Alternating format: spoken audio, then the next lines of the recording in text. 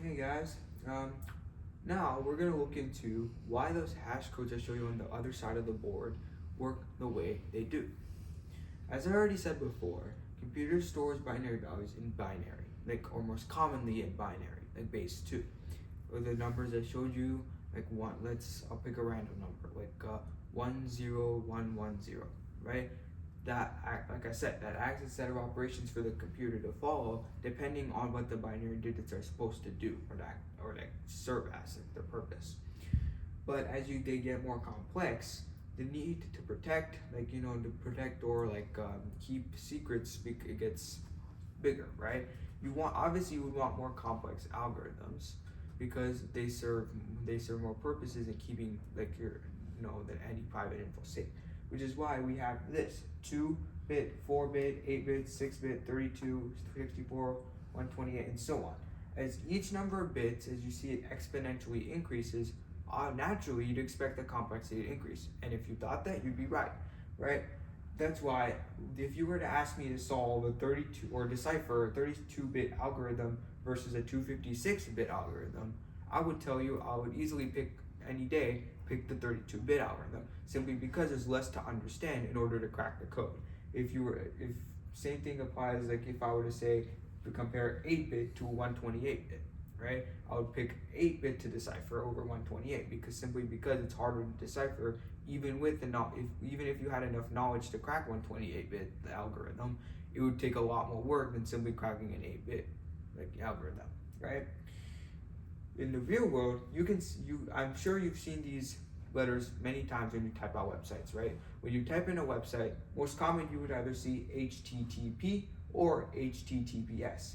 And you probably wondered, well, what does that mean, right? Like this seemingly random sequence of letters, right?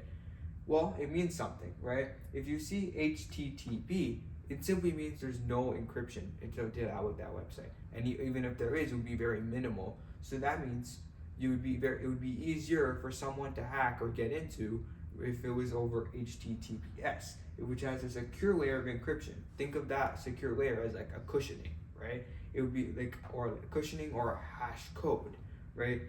That simple S, right, that you see more often, right?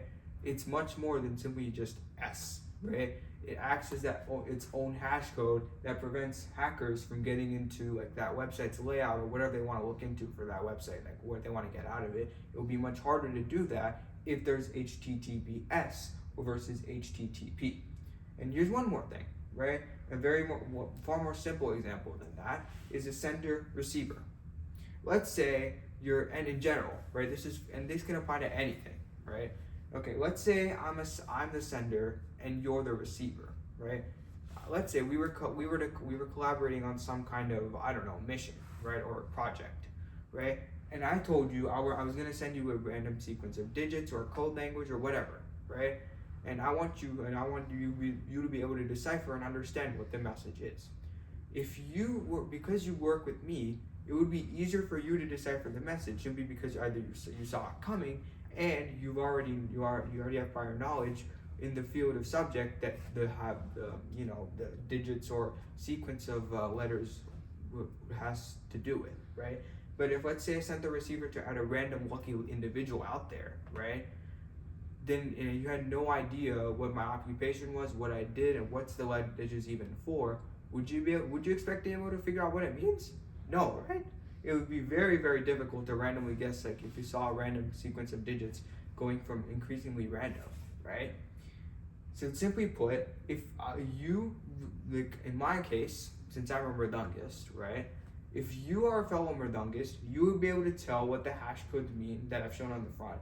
That mean you would be able to figure out that easier than someone else who is not a non-Mridungist or has limited experience studying these patterns as a Mridungist, right? So how does this all tie back to the beginning, right? Well, I'll tell you. Each hash value, simply, if you want to understand in the simplest possible way, each of those sequence of digits I show you in the front are sort of that extra layer of cushioning I showed you that acts as HTTPS, or that secret communication between sender and receiver. They are the layer or barrier to understanding how that like specific column holds its values or like holds its properties when pertaining to a specific value. Like it doesn't matter when, could bind to any value, but you get the idea, right? And one last note, this is very useful for engineering in real world as well, because because we already know that a hash code, I've already said this earlier, that hash code is used to protect valuable info that you don't want spreading fast, right?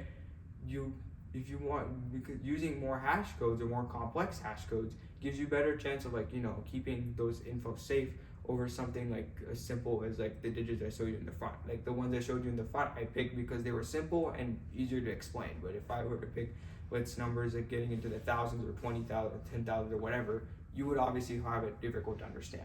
But for the sake of the video, that's why I chose that, but you get the idea. So I hope you guys like this one. Please like, subscribe, boost the channel, do whatever you can, and I'll see you all soon. Bye.